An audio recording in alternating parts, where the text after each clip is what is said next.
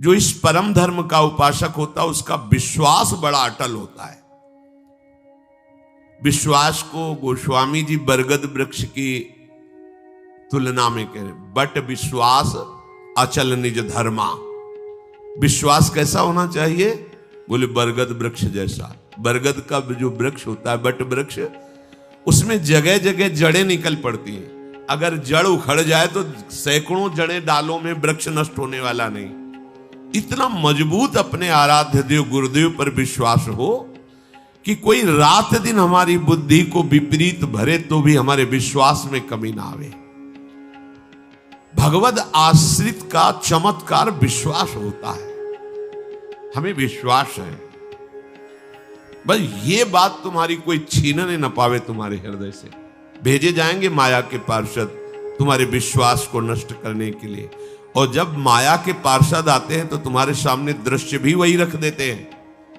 किसी भी दृश्य को पॉजिटिव और निगेटिव समझाने में 1 मिनट केवल लगता है।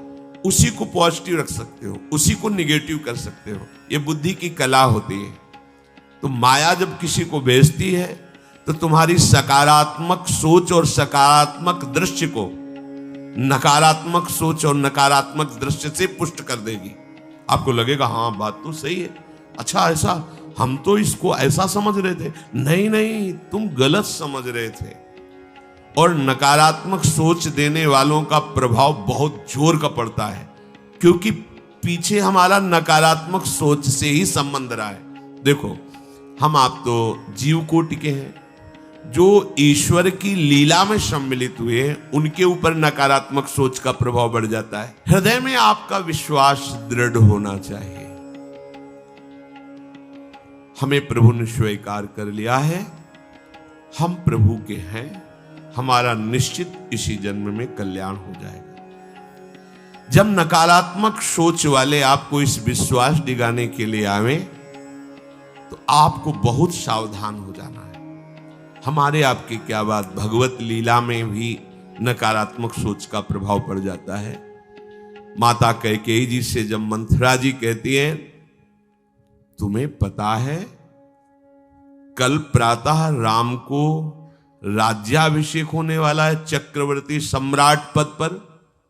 तो हां, बोल तुझे क्या चाहिए मेरे लाडले राम, राजा बनेंगे, आज तू प्राण मांगे तो भी दे दे। आप समझ नहीं रहे, मैं आपके साथ आई हूं मायके से, आपकी प्रियदासी हूं, और सब जगह मैं जाती हूं सुनती हूं। तुम तो महल में रहती हो, तुम्हें पता नहीं। ये षड्यंत्र रचा जा रहा है। कल राम राजा बनेंगे, भरत को बंदी बना के जेल में डाल दिया जाएगा और आपको कौशल्या की दासी होना पड़ेगा। कहीं कुछ नहीं है, कुछ नहीं। दुष्टा कहीं की तेरी जबान काट लूंगी दोबारा अगर ऐसा बोली। जैसे दोनों नेत्र अपने को प्यारे होते हैं, ऐसे राम और भरत मेरे नेत्रों के समान। तो कैसी भेद बुद्धि, दोबारा बोली तो जबान काट लेंगी तेरी। थोड़ी देर बाद फिर बोली, को नृप होए हमें कहानी, चेरी छोड़ी न हो बुरानी। कोई राजा बने हमें क्या होगा, हम तो दासी ही रहेंगी। पर लोगों को क्या है, उनके सुख की बात बताओ तो बुरा लगता है और रोने लगे। अच्छा बैठ, पास बैठ, निजी दासी है, क्या तू कहना चाहती? मैं सही कह रही, तुम्हारा बड़ा अमंगल है, तुम्हारा बड़ा अहित है राम का राज्याभिषेक होने पर। सही बात, महल की बात बता रही हूं, कौशल्या की दासी बनना पड़ेगा तुम्हें। तुम्हें क्या कर सकती हो, तुम्हारे पास वरदान है ना, महाराज ने कहा था। हाँ है, तू मांग लो ना, यही अवसर है। क्या मांगू? राम को 14 वर्ष का वनवास और भरत को राजगद्दी। आ गई बात समझ में, आ गई समझ। कहां सुबह महामंगल होने वाला था त्रिभुवन का, भगवान राम राजा बनने वाले थे, और कहां सुबह तापस वेश विशेष उदासी, 14 वर्ष राम नंगे पैर भगवान को वनवास। दशरथ जी का प्राण त्यागना, स्वयं सहित कौशल्या जी का वैधव्य होना, महान कष्टों की वर्षा होगी। ये नकारात्मक सोच ऐसा नहीं कि तुम्हारी बुद्धि को न बदल दे, बहुत इसमें पावर है, क्योंकि ये सब माया के रचे हुए यंत्र हैं। इसलिए इस परम धर्म के मार्ग में चलने वाले उपासक का विश्वास दृढ़ होना, नहीं कुछ भी हो जाए प्राण समर्पित कर दिए। अब एक बार प्राण समर्पित है, जो होगा देखा जाएगा। राधा राधा राधा, कदम पीछे नहीं हटाना। निष्ठा विश्वास प्रतिपल हमारा बढ़ता रहे। इस मार्ग के उपासक को अपने आराध्य देव में विशिष्ट भाव रखना है। अपने आराध्य देव जैसे जब हमसे तत्व रूप में पूछा जाएगा तो सर्वत्र मेरे आराध्य देव हैं। यह हमारे आराध्य देव का सगुण निराकार रूप है। सगुण निराकार रूप है। राधा वल्लभ लाल जी ही सबके हृदय में बैठे हैं। सगुण और निराकार सब जगह व्याप्त है। आकार दूसरे हैं पर वो सब जगह व्याप्त है। लेकिन जब भावरूप से पूछा जाएगा तो निकष कुंज ठाढ़े भय भुजा परस्पर अंश श्री राधा वल्लभ मुख कमल निरख नैना प्रिया लाल गलबहियां दिए खड़े। इसी रूप के हम दीवाने, इसी रूप का हम जूठन पाने वाले, इसी रूप की हम परिचर्या करने वाले। तो अव्यक्त रूप से मेरा प्रभु सर्वत्र विराजमान है, इसमें संशय नहीं। चाहे क्रूर हो, पापी हो, नीच हो, सबके हृदय में मेरा प्रभु विराजमान है। पर जब संगोष्ठी होगी, सेवा होगी, प्रसाद पाएंगे, जयकार करेंगे तो केवल राधा वल्लभ नाम जपेंगे तो केवल इनका, कीर्तन करेंगे तो केवल इनका, ध्यान करेंगे तो केवल इनका। अन्य भगवान के रूप, भगवान के नाम, भगवान की बात मंगलमय है, पर मेरी आराधना का स्वरूप अनन्य, मेरे आराध्य रसना कटो। तो अपने आराध्य देव में विशिष्ट भाव, इससे आगे कोई नहीं। ऐसा दृढ़ भाव अपने आराध्य देव से बढ़कर के कभी कहीं भी हमारी श्रद्धा नहीं होनी चाहिए। क्योंकि अगर थोड़ा भी आराध्य देव में लघु भाव हो जाएगा तो आपकी उपासना बाधित हो जाएगी। आराध्य देव में तभी ऐसा विशिष्ट भाव होता है जब गुरु वचनों में रति हो। आराध्य देव के विशिष्ट भाव की प्राप्ति गुरुदेव के वचनों से होती है। गुरु के वचनों में प्रेम और विश्वास होना आराध्य देव में विशिष्ट भाव पैदा करता है। बिना इसके आराध्य देव में विशिष्ट भाव रूपी सिद्धि प्राप्त नहीं होती। गुरु के वचन प्रतीति न जेहि सपने सुगम न सुख सिद्धते ही। जो गुरु के वचनों में विश्वास नहीं करता उससे स्वप्न में भी न सुख मिलता है न साधना की सिद्धि होती है। गुरु गदित वचन शिष्य सत्य अति दृढ़ प्रतीति गाढ़ो गयो। गुरु के श्रीमुख से निकले हुए वचन को सत्य मानकर विश्वास पूर्वक दृढ़ता पूर्वक पकड़ ले तो बस बात बन गई। बड़ा चमत्कार प्रकट हो जाता है।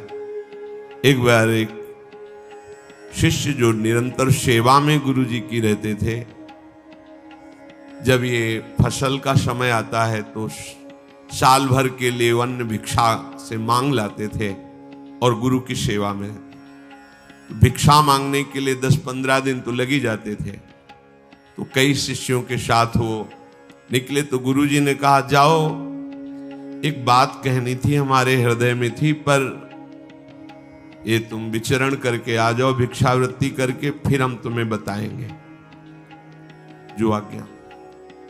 विचरण करके आए तो आश्रम में भीड़ लगी थी। विमान में गुरुदेव का शरीर पधराया जा चुका था। उन्होंने पूछा क्या हो गया? बोले आपके गुरुजी पधार गए। ऐसा नहीं हो सकता। गुरुदेव ने कहा था कि तुम लौट के आओगे तो तुम्हें हम एक बात अपने हृदय की बताएंगे। ऐसा कैसे हो सकता है? तो पधार गए, विमान पे विराजमान गए, प्रणाम किया और कहा गुरुदेव आपने कहा था कि आप भिक्षा करके विचरण करके वापस आओगे तो एक बात बताएंगे। तो सरकार आ गए हैं, बात बताओ। चेतना जागृत हुई और विमान से उठकर बैठ गए और कहा बेटा हम यही कहना चाहते थे कि जैसी तुम्हारी अपार श्रद्धा और विश्वास हमारे ऊपर है, ऐसे ही सब संतों पर करो।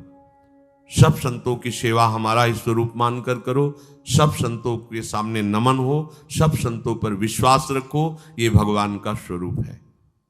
तो कहा गुरुदेव इसके लिए प्रमाण के लिए आपको कुछ दिन रुकना पड़ेगा।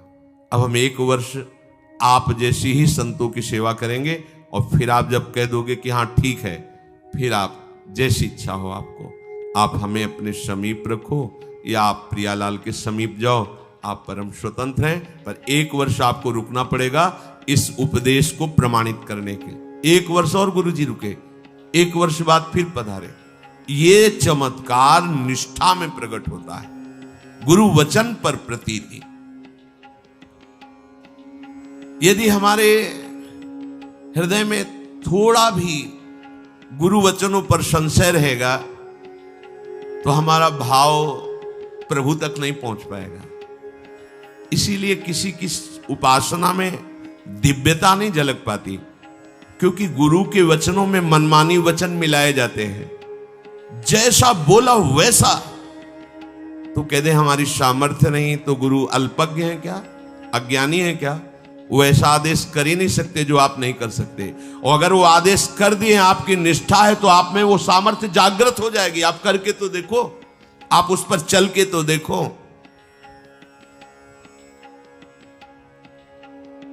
एक आदेश पालन के विषय में उदाहरण आता है।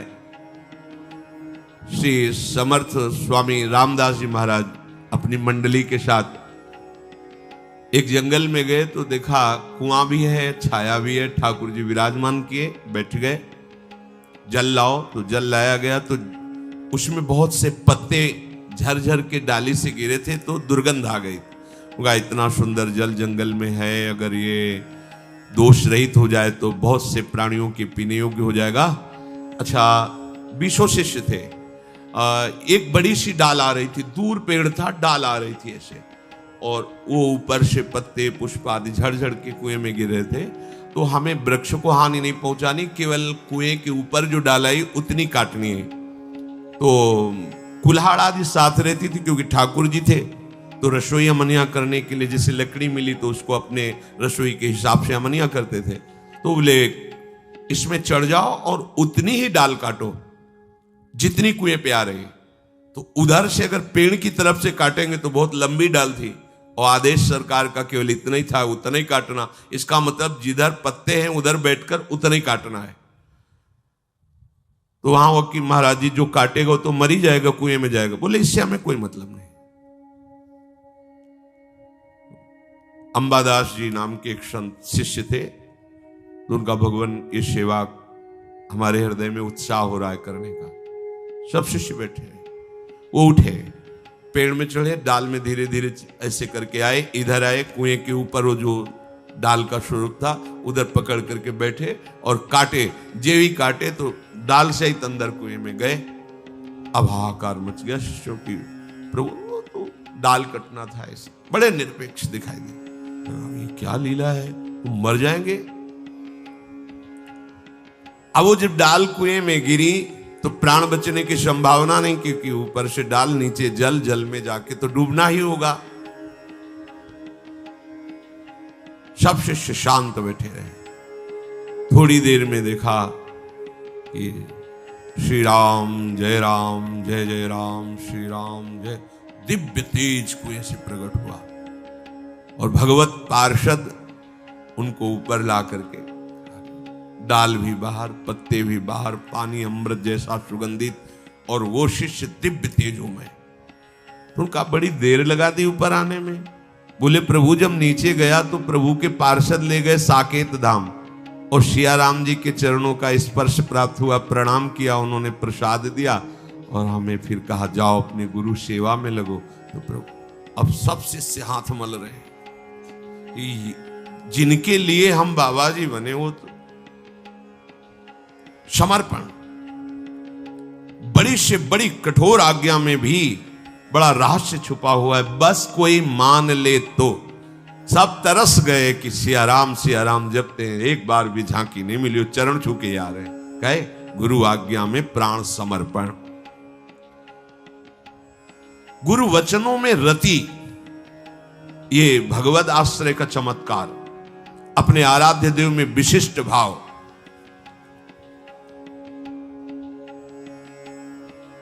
जिसने भगवान नाम को और भगवत आश्रय को स्वीकार कर लिया, उसे कभी कहीं भी कोई डिगा नहीं, और उसके सामने छल कपट नहीं चल पाएगा। एक श्री मथुरा दास जी नाम के महापुरुष हुए हैं, तो बस कहे तिजारे मांझ भक्ति रस रास करिए एक बात ताको प्रगट सुनाइए। आयो बेशधारी को करे सालिग्राम सेवा, डोलत सिंहासन पे आन भीर छाइए। स्वामी के जो शिष्य भयो तिनहु के भाव देखी, वाही को प्रभाव आए कहो ही भाइये। नेक आप चलो उरीति को बिलो किए जू, बड़े सर्वज्ञ कही दुखे नहीं जाइए। मथुरा दास जी तिजारी ग्राम में निवास करते थे। वैसे संतों का जो ग्राम में निवास होता है वो जगत मंगल की भावना से होता है। किसी भी गांव में जहां जो संत वास्तविक भगवत प्रेमी रहते हैं, वहां से भिक्षा लेकर उनको निष्पाप करते हैं, शिक्षा देकर के भगवत प्राप्ति कराते हैं, क्योंकि उनके श्रीमुख से नाम कीर्तन भगवत चर्चा होती ही रहती है। नंद नंदन की अनन्य उपासना करते थे। ये राजस्थान में ग्राम है तिजारे में, वहां वो रहते थे। जो भी समीप आता वो कुछ ही दिनों में ऐसा भक्ति रंग में रंग जाता, कुछ प्रभु के नाम में प्रीति हो जाती, समस्त असद आचरण छोड़ देता। बहुत से शिष्य हो गए, बहुत से अनुयायी हो गए, पर जो वास्तविक भजन नहीं करते हैं, भेष धारण करके संत का ठग वृत्ति रखते हैं, उनका अलग प्रभाव होता है। वो ज्यादा दिन चलता नहीं। हम कहते हैं नाम घोष से क्या नहीं हो जाएगा, नाटक करने की क्या जरूरत। अरे हम प्रभु के बहुत बड़े प्रिय दास हैं, जो कुछ चाहिए प्रभु अपने आप देंगे। काहे किसी के आगे नाटक करे, छल फैला। किसके आगे? जो बेचारे हैं, ये सब मारे हुए हैं कर्मों के, भोग वासना से जल रहे हैं, और तुम भगवत पार्षद हो करके बात बनी नहीं। तो एक उसी नगर में उनका प्रभाव सुनकर भेषधारी, जो बहुत बड़े तांत्रिक थे, मारण आदि का प्रयोग करने में बड़े सफल थे, पर भेष साधु का रखे हुए थे, अपना प्रभाव दिखाने के लिए वहां उस गांव में पहुंचे। पहचानना बड़ा कठिन होता है। साधु और वेशधारी दोनों में पहचान बहुत कठिन होती। जब तक आप साधु नहीं हो तब तक आप साधु को नहीं पहचान सकते हो, क्योंकि जो वेशधारी स्वांग करेगा वो साधु से भी अच्छा करने की चेष्टा करेगा, क्योंकि स्वांग कर रहा है ना, तो बड़े बड़े भ्रमित हो जाते हैं। दर्शन भक्त अनूप, सेवक जी ने लिखा है, पर रूप न शोभित प्रीति बिनु, और प्रभाव उनका ऐसा भरम भटकत भूप, बड़े बड़े राजा भ्रमित होकर उनके शिष्य बन जाते हैं। वेश का ऐसा प्रभाव है। इसीलिए भगवत रसिक जी ने एक पद में लिखा है, भेषधारी हरि के उर शाले, जो वेश केवल बनाया है रुपया पैसा के लिए, भोगों के लिए, हमें तो लगता है नहीं बनाना चाहिए और काम कर लेना चाहिए, क्योंकि इसमें शुद्ध संतों को गालियां पड़ती हैं, शुद्ध भगवत मार्ग के पथिकों का अपराध बनता है, जिससे तुम कुल परंपरागत नष्ट हो जाओगे। जो वेश धारण करके संतों को गालियां दिलाते, कुल परंपरागत नष्ट हो जाएंगे। क्योंकि जैसे आपकी श्रद्धा है किसी संत वेश पर और आपकी श्रद्धा टूटी, गलत आचरण हुआ, तो आप ही कहोगे सब ऐसे संत होते हैं, ऐसी गालियां दोगे, ऐसा अपराध करोगे, उसका मूल कारण वो बना वेशधारी, इसलिए उसका सर्वनाश होगा। तुम्हारा तो पतन हो ही गया, उसका सर्वनाश हो जाएगा। भगवत ऋषि जी ने जहां भगवत महिमा, संतों की महिमा लिखी है, वहां एक दो पद ये भी लिखे हैं कि वेशधारी हरि के उर शाले, वेश जो केवल कपट वेश बनाए हैं वो भगवान के हृदय में बड़ा दुख पैदा करते हैं, क्योंकि दासत्व तो भगवान का ही लिए है ना। बोले ये लोग दंभी लोभी कपटी नट से शिष्णोदर को पाले। शिष्ण कहते हैं जनेन्द्री को, उदर कहते हैं रसेंद्री को। उदर का संबंध रसेंद्री से, मतलब रसेंद्री के स्वाद से पेट भरते हैं और जनेन्द्री भोग के लिए लालायित रहते हैं, पर ये भेष धरे होते हैं भगवान के दासत्व का, साधुता का। बोले गुरु बने घर घर में डोले, नाम धनी का बेचें, परमारथ सपने नहीं जाने, पैसा नहीं को खींचे। कंठी जेबे में रहती है, घर घर में जाकर के कंठी बांधना, रुपए लेना, फसाओ फसाना, परमार्थ खुद नहीं पता, स्वप्न में नहीं जानते कि परमार्थ किसे कहते हैं, परमार्थ का ककारा नहीं आता, और लाखों कंठिया बांध के अगर एक एक देगा तो 1 लाख तो हो ही गए ना, बढ़िया है। हमने तो आज तक ऐसे साधु कभी एक नहीं देखे जो साधु रहे हैं, खुद और दे ऐसे देखा है, ऐसे करते नहीं। पैसे देने वाले का आदर कभी साधु के यहां नहीं होता, अगर आदर हो रहा है तो साधुता में कच्चाई है। धनी, अभिमानी, पदाधिकारी, पैसों वालों का आदर साधु के यहां नहीं होता, अगर होता है तो कच्चाई है, सच्चाई नहीं है। सच्चाई होगी तो जान रहा है कि जिसके द्वारा भेजा गया है हम उसको देख रहे हैं, तेरे को क्या दे, तेरे को लग रहा है तो हमने एक बार कसम खवाई थी, 3 बार कहा था तुम्हें तुम्हारे आराध्य देव की कसम है, अगर ऐसा लगता हो कि यहां तुमसे पोषण होता कभी मत देना, क्योंकि हमें पता है हमारा भरण पोषण हमारे गुरु से होता है, आचार्य से होता है, इष्ट से होता है। जिसने सृष्टि बनाई वो तुमसे सहयोग नहीं लिया है, अकेले बना लिए, तो हमारा भरण पोषण करने के लिए तुम्हारे जैसे को निमित्त बनाने की जरूरत नहीं है, वो तो तुम्हारे सौभाग्य उदय करने इसलिए निमित्त बना दिया। नहीं, वो ऐसे भी जो स्वर्ण का पहाड़ है 4 लाख योजन का, कितने सुनार लगे उसको बनाने में है? अरे वो एक क्षण में सब कर तुम अकर तुम अन्यथा कर तुम। इसके लिए खोए रतन फिरत जे घर घर कौन काज ऐसे जिए, हरिवंश चंद्र महाराज कह रहे। इसके लिए भटकना पड़े कि कोई मुझे धन दे दे, कोई मेरा चेला बन जाए तो मुझे भोग सामग्री समर्पित करे, तो इसका मतलब अभी परमार्थ का पता नहीं है। और कबहू को वक्ता होए बनी बैठे, कथा भागवत गावे, अर्थ अनर कछु ले भाषे, पैसल ही को धावे। श्लोक क्या कह रहा है, उसका भावार्थ क्या है, उसका रहस्यार्थ क्या है, अनुभव कुछ नहीं है। बस कबहू कवे हरि मंदिर में सेवाएं करे निरंतर बासा, भाव भगत को भेद न जाने, पैसन ही की आशा। नाचे गावे चित्र बनावे, कहे काव्य चटकीली, साच बिना हरि हाथ ना आवे, रहनी है सब ढीली। बिन विवेक वैराग भक्ति बिन सत्य नये को मानो, भगवत विमुख कपट चतुराई सो पाखंड ही जानो। वेशधारी हरि के उसको सहन नहीं हुआ।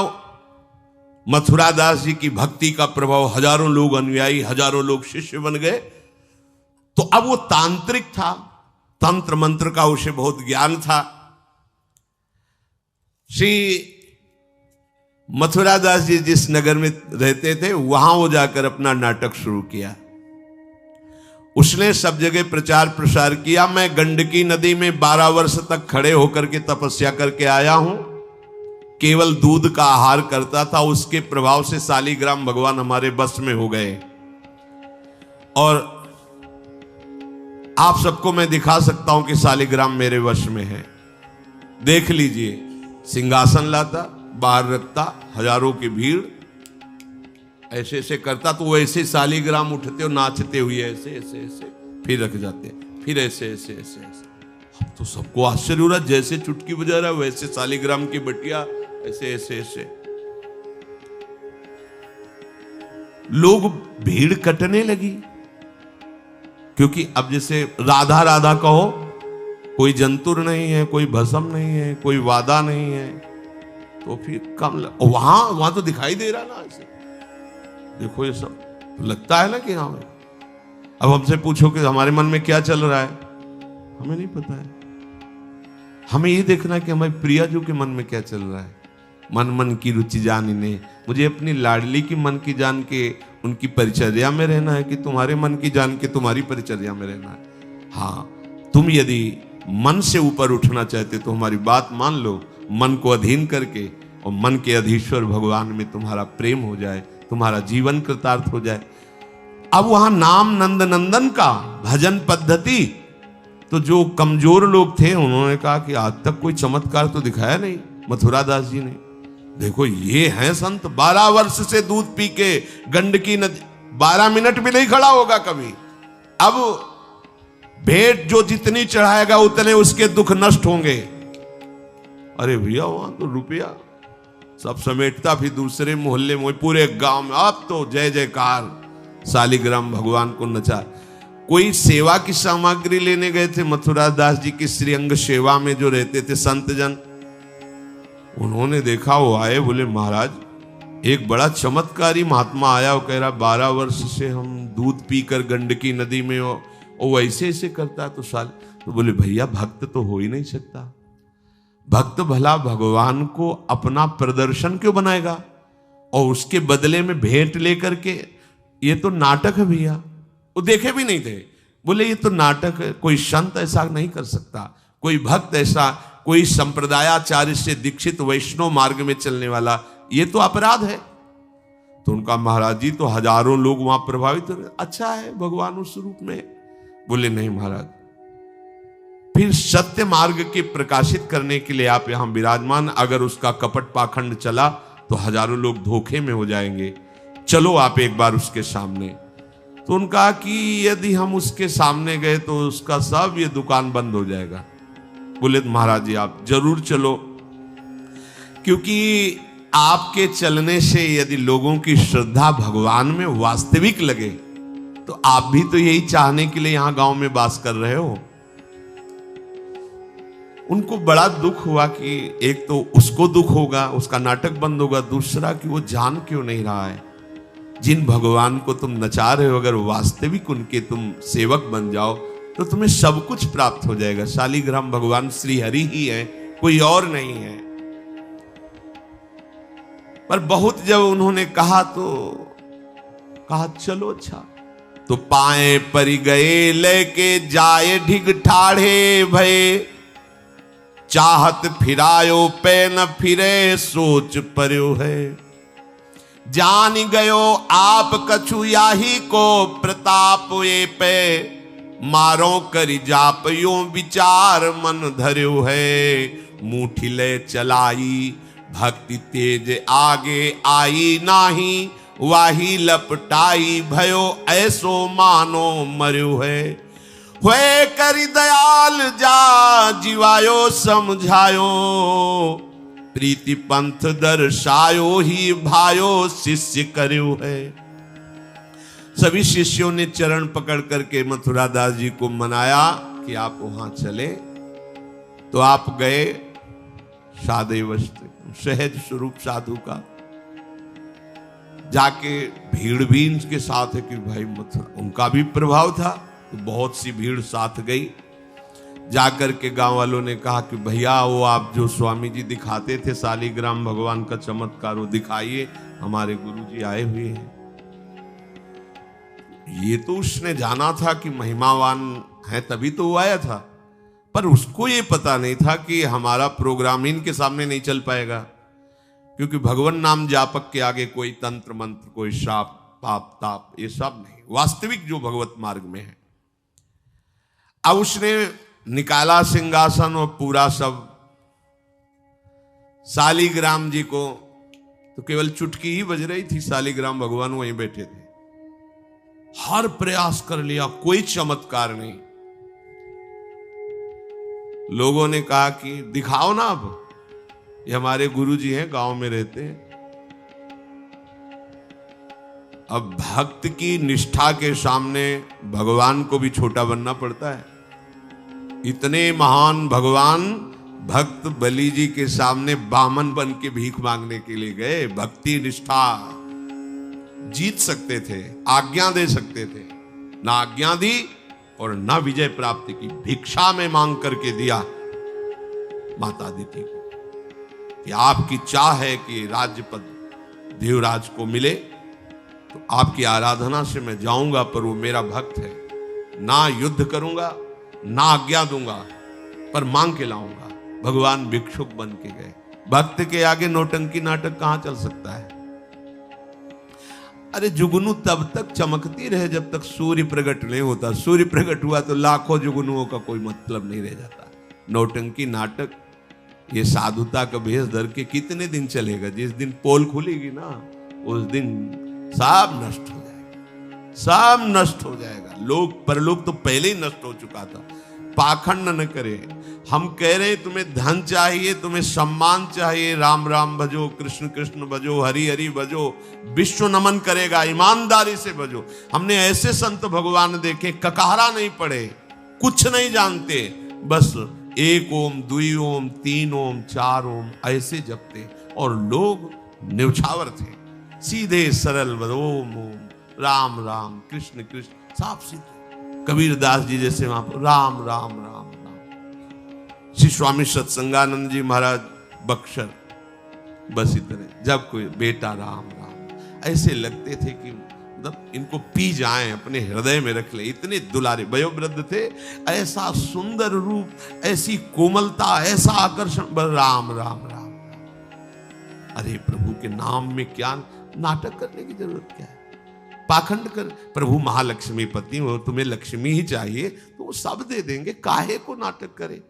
काहे को किसी को भ्रम में डाले? तुम भ्रम में हो, दूसरे, अरे भैया तुम राम राम जपो, कृष्ण कृष्ण जपो, तुम्हारा मंगल इसी, बस इसी में मंगल होगा, दूसरा मंगल कर ही नहीं सकता।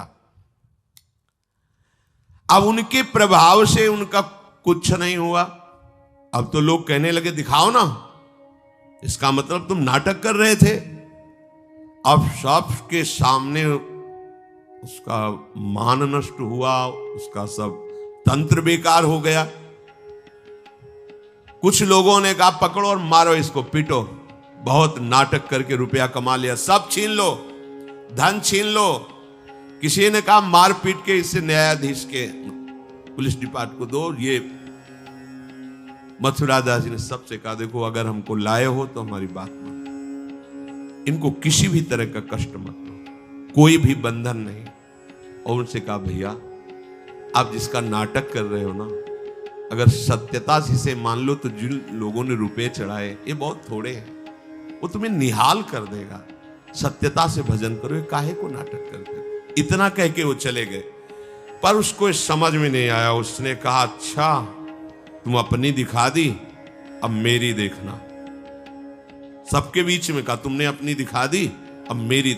मूर्ख को समझ में नहीं आता। उसने कहा ठीक है तुमने दिखा दिया, अब कल सुबह तक तुम देखना कि मैं तुम्हारा क्या करता हूं। क्योंकि उसे मारण का प्रयोग आता था। अब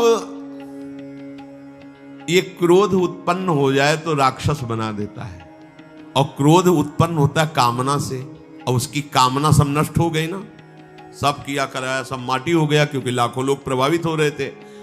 अब वो क्रोध के वशीभूत होकर तामसी जप करने लगा। तामसी जप होता है विनाशकारी। अपवित्र सिद्धियां उसके पास थी। पवित्र सिद्धियां भी होती है जो दूसरों का मंगल करती है, अपवित्र सिद्धियां होती है जो दूसरों का नाश करती है। उसने मारण विद्या का अनुष्ठान किया, जिसे देहाती भाषा में मूठ कहते हैं। आज मैं इस अभिचार से उस महात्मा का सर्वनाश कर दूंगा। भूल भूल भारी भूल। जो साधु की मीच तक है वो उसी मीच से मरता है। ये तो समझ में ही नहीं आया। सरस्वती जी को देवता और ब्रह्मा जी सब प्रार्थना कर रहे हैं कि अयोध्या वासियों की बुद्धि तो बदल दी, वापस गए। भरत जी आ रहे हैं, इनकी बुद्धि बदल दो, नहीं भरत जो कहेंगे वही राम करेंगे। तो दिमाग पलट गया है भरत की बुद्धि। अरे प्रभु का इशारा था इसलिए अयोध्या वासियों की बुद्धि बदल दी। भरत जी के विषय में सोचोगे भी तो नष्ट हो जाओगे। महाप्रेमी भरत के विषय में सोचना ही तुम्हारे लिए अमंगल हो जाएगा। और हम क्या, करोड़ों सरस्वती भी हो तो भरत की भाव भरी भक्ति में बाधा नहीं पहुंचा सकती। अब उसने प्रारंभ किया बैठ करके आसन में मूठ का एक खप्पर जैसी आकृति प्रकट होती है और उसमें जाजुल्यमान तेज होता है। और वो जहां जाएगा तो जिसके पास जाना है वहीं शुरू हो जाएगा उसका खून पोकना, नीचे से शौच द्वार से मुंह से वो खून की उल्टी आना, उसके पहुंचते पहुंचते और जहां पहुंची तो वो नष्ट हो जाएगा, मर जाएगा और वापस चली जाएगी। वहां जाके प्रमाण देगी कि हम काम कर रहे हैं। वहां भक्तों ने देखा कि एक खप्पर में आग जलती हुई राउंड राउंड से गोला होता, तो जाके कहा मथुरा दास जी ये उसकी चलाई हुई मूठ है, तुम कुछ परेशान मत हो, यहां कुटिया की डेहरी में भी प्रवेश नहीं करेगी। अब वो आकर के मारण बस वहां घूम रहा है। मथुरा दास जी निकल के आए, हाथ जोड़ा, क्योंकि सब मंत्र सब सिद्धियां भगवान की, तो ना चाहे पवित्र हो या अपवित्र हो, तो उनका तुम सर्वज्ञ भगवान की ही शक्ति से संपन्न हो। तुम जानती हो कि हमारा कोई अपराध है क्या? अगर अपराध है तो हम बाहर निकल के आते हैं, आप हमें नष्ट कर दो। यदि अपराध नहीं है तो जिसके द्वारा किया गया उसको दंड दो। तुरंत मूठ वापस हुई, कोई मंत्र मंत्र नहीं पड़ा, तुरंत वो मारण वापस हुआ। उधर शुरू हो गया उसका खून, नीचे से ऊपर से, जैसा इनके जैसे काशी नरेश को जब पौंड्रक राजा के साथ भगवान ने उद्धार किया तो उसके लड़के का नाम था सुदक्षिण। वो पंडितों से विला बोला ऐसा मारण प्रयोग कर सकते हो कि द्वारिका को मैं द्वारिकाधीश नष्ट कर दे। मंत्र में ताकत होती पर उनको ये पता नहीं था जिससे मंत्र प्रकट हुए भला उन पर कैसे प्रभाव चले। उन्होंने कहा हाँ तो उनका भारी दक्षिणा देंगे। तो काशी में अनुष्ठान शुरू हो गया और प्रकट हुई कृत्या। ऐसा नहीं, मंत्रों में ताकत होती है। पर भगवान शिव ने प्रकट होकर कहा था कि जो ब्राह्मण भक्त नहीं है, जो ऋषि भक्त नहीं, उसी पर ये मारण का प्रयोग काम करेगा, अन्यथा नहीं। तो भगवान का नाम ही नमो ब्रह्मण्य देवाय गो ब्राह्मण हिताय च। अब मारण कृत्यारूप रखकर द्वारिका को जलाने के लिए गई। द्वारिकावासी भागे, भगवान से कहा, भगवान ने सुदर्शन जी को आज्ञा किया करो हिसाब। भगाते हुए कृत्या को ले गई तो कृत्या ने पहले उन ब्राह्मणों को मारा, तो दक्षिण को मारा, फिर सुदर्शन ने कृत्या को नष्ट किया और पूरी काशी में आग लगा दी। ये भागवत में वर्णन है। भगवत भक्त या प्रभु के ऊपर कोई मारण चलेगा क्या? वो मारण उसी बाबा जी के पास जो नौटंकी कर रहे थे शालिग्राम के नचा, अब तो त्राहिमाम मच गया। और वो संत भगवान गए क्योंकि पता था कि बचेगा नहीं, मंत्र का प्रयोग है। गए और भगवान नाम उच्चारण किया, कृष्ण कृष्ण कृष्ण, नंद नंदन के उपासक थे। और मूठ से कहा शांत हो जाओ। भक्त की आज्ञा का पालन हर मंत्र करेगा क्योंकि मंत्राधिष्ठात्र भगवान का दास है। शांत हो गई वो और उनसे कहा भैया देखा तुम्हारा ही मंत्र तुम्हारे को अभी मार देता, अब सुधर जाओ। मतलब मृत्यु दशा को प्राप्त हो गए थे। संतों के हृदय में बदला लेने की कहीं कोई वृत्ति नहीं होती। संत कभी नाराज होते हैं तो उसमें मूल देख लेना आप विचार करके। आप जब अपना अमंगल करना अपना, तब वो आपसे नाराज होंगे। अगर आप उनका कोई कष्ट, वो नाराज नहीं होंगे, वो सह जाएंगे और आपका मंगल मनाएंगे। जब आप अमंगल अपना कर तब वो डांटते हैं। अगर आप वो ये देख लें कि आप प्रहार कर रहे हो तो फिर वो नहीं, फिर तो तुम्हारा मंगल मनाएंगे, आप उनको मारो, कभी डांटेंगे नहीं। बड़ा कोमल चित्त संतों का होता है। संतों के हृदय को केवल संत ही जान सकते हैं। अगर एक संत भगवान जा रहे थे गंगा के किनारे, तो किसी के कपड़ा फैले थे, धोबी ने दो को फैलाया था, वो तो अपने मस्ती में थे, पैर पड़ा तो वही डंडा लेके दौड़ा जो जिससे कपड़ा छाटता था। भगवान ने तुरंत सुदर्शन चक्र का स्मरण किया, फिर चक्र से कहा अंतर्ध्यान हो जाओ। रुक्मिणी जी ने पूछा, प्रभु ये लीला तो किसी भक्त की रक्षा के लिए होती, फिर आपने क्यों रोक लिया? बोले जब वो डंडा लेके दौड़ा तो महात्मा जी भी उठा पटक दिए, घूंसा चला रहे थे, तो हमने कहा सुदर्शन की जरूरत नहीं है, दोनों बराबर ही है। साधु यदि क्षमा कर दे तो होश में हो जाना, अगर वो डांट दे फटकार दे तो निर्भय हो जाना, बच गए। और अगर वो मौन होकर के क्षमा कर दे, कुछ ना बोले, तो उमा क्षमा श्राप होते भारी, फिर जो मालिक हिसाब करेंगे फिर वो सह नहीं पाओगे। इसीलिए भगवत प्रेमी महात्माओं का कोई अपराध न मने, भगवान से मनाना चाहिए कि हे नाथ मेरी कभी बुद्धि ऐसी मलिन न हो जाए कि आपके नाम जापक आपके प्रेमी संतों के प्रति हमारा द्रोह भाव हो। भगवान का चरणामृत उतारा, शालिग्राम का उसको पिवाया और बैठा ला और कहा देखो, जिन प्रभु की आराधना प्रभु को अधीन कर लेती है, प्रभु के धाम की प्राप्ति कराती, तुम चंद रुपयों के लिए नाटक कर रहे हो। आज से ऐसा वो चरणों में गिरा, कहा महाराज वास्तविक न मैं कभी 12 वर्ष गंडकी नदी में खड़ा हुआ हूं, न कभी दूध पिया हूं, मुझे पैसा कमाने का रास्ता अच्छा समझ में आया, इसलिए आज से मैं वास्तविक आपके चरणों का शिष्य बन करके भजन करूंगा, और हमारे द्वारा जो भी गलती हुई आप उसे क्षमा कीजिए। भगवान कह रहे परम धर्म है, इसमें निर्भयता है। अगर आप भगवद आश्रित हो तो किसी कवच की, किसी तंत्र मंत्र की कोई आवश्यकता नहीं, सीधे सरल बोलो राधा राधा राधा, राधा वल्लभ से कोई कुछ नहीं कर सकता। भगवान नाम में नमो नमः आदि कुछ भी ना लगे तो भी वो परम सामर्थ्यशाली है।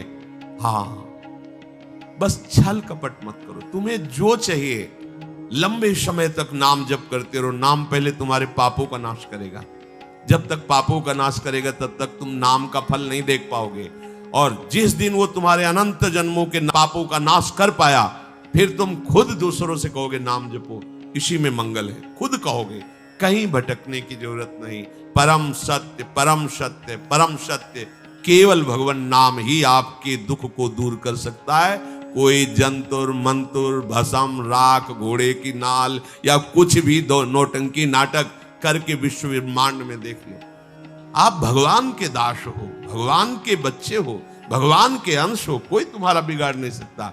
हाँ, तुम्हारा कर्म ही तुमको बिगाड़ता है।